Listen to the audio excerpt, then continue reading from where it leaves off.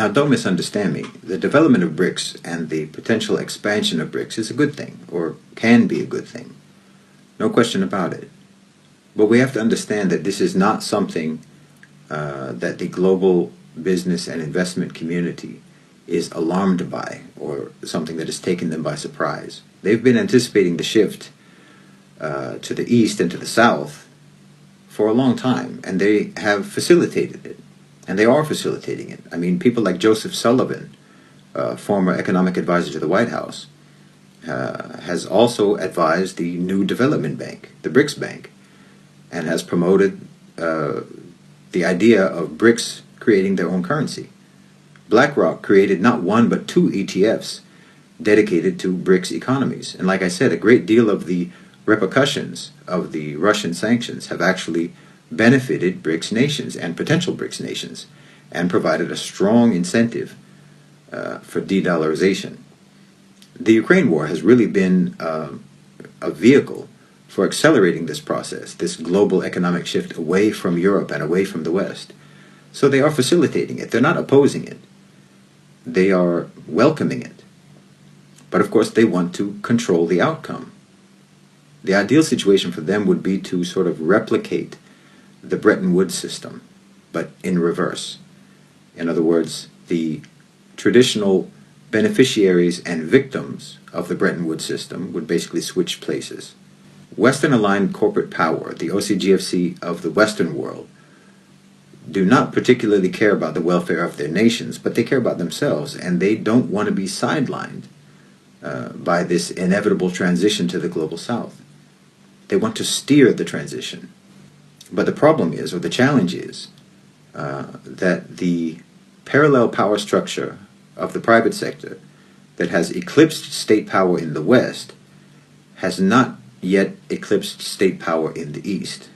The power of the private sector in many of the countries of the global South is still subordinate to governmental control. I mean, as much as people like to talk about Russian oligarchs, those oligarchs are not in a position to defy Vladimir Putin, whereas American politicians are not in a position to defy American oligarchs. And this is to say nothing about the control that China has over their private sector. Business and government are interwoven everywhere in the world, but the relationship between politicians and business outside of the West tends to be more dictated by the state than by the private sector. Whereas in the West, particularly in the United States, government has become little more than an instrument of business. So this poses a challenge for Western-oriented owners and controllers of global financialized capital. The fact that most of these countries in the global South still deeply believe in nation states, and the fact that the way their governments function is largely drawn from old traditional hierarchical structures and concepts of status and authority, like say in the GCC countries. There are entrenched cultural factors that make them resistant to subordination, not to mention political factors. I mean, many of them don't have the same vulnerability that Western politicians have in terms of continuously campaigning for re-election, so they're not as easily bribed through political donations.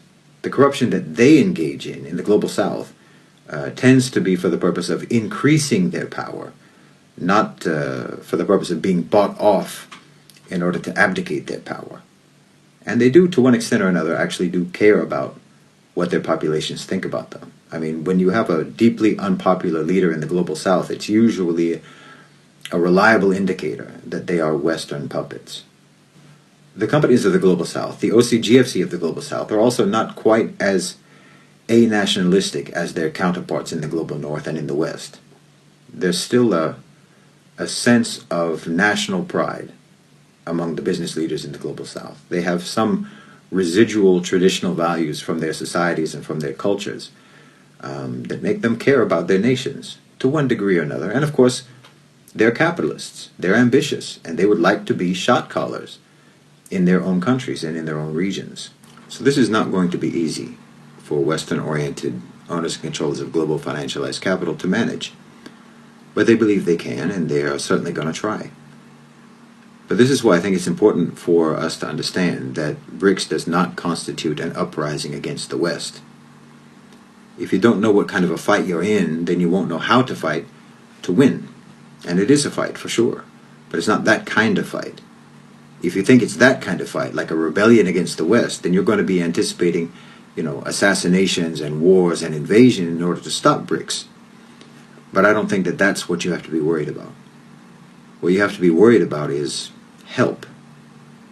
You don't have to be worried about armies. You have to be worried about consultancy firms. You have to worry about Western companies suddenly flashing huge injections of FDI at you and the promise of them creating jobs in your country. And obviously you have to worry about loans. Look, the independence and sovereignty that the BRICS project promises is not going to be derailed by political assassinations or military invasions. It will be by contracts and agreements.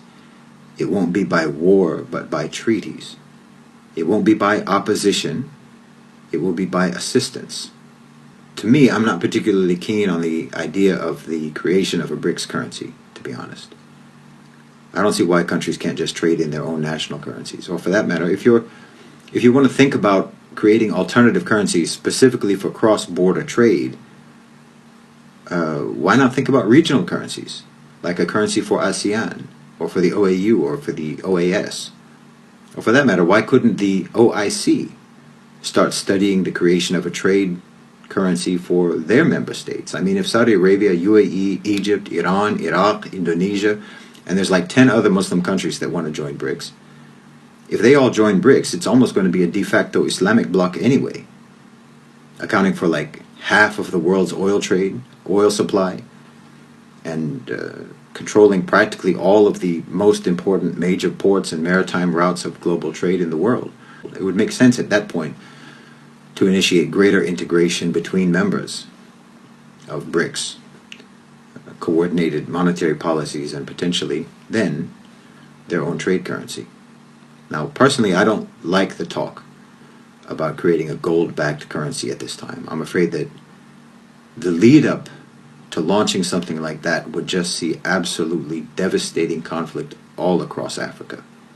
It sounds great in the abstract, but if everyone knew that there was going to be a gold-backed trade currency, I think that violence and destruction would descend on Africa from all sides in a desperate bid to pillage their gold. It wouldn't be a gold rush, it would be a gold genocide. So for now, I completely support de-dollarization, but I would like to see every country trading in their own currency for the time being, and to focus on developing regional cohesion and monetary coordination with other Global South trading partners. Look, you're in a position now to set terms. Goldman Sachs didn't come up with the idea for BRICS for no reason. It was because of necessity. The West is declining. The Ukraine war is accelerating that decline. Pivoting to the South and to the East is the only thing they can do.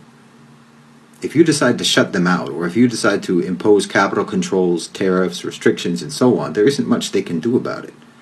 They can't afford to destroy two hemispheres, and they can't salvage the one that they're in. The last thing that they want is for BRICS or any other collection of Global South economies to take control of this transition. They're not going to fight the transition itself. They're going to fight over who gets to manage it.